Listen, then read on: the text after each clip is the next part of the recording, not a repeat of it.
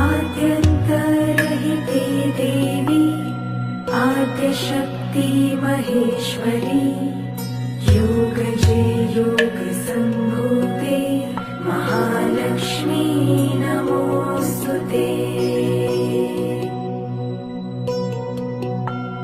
स्थूलसूक्ष्म महारौद्रे महाशक्ति महोदरे महापापहरे देवी महालक्ष्मी नमोऽस्तुते।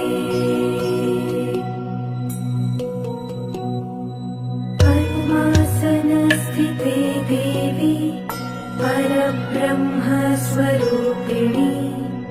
परमेशी जगन्मातर् महालक्ष्मी नमोऽस्तुते।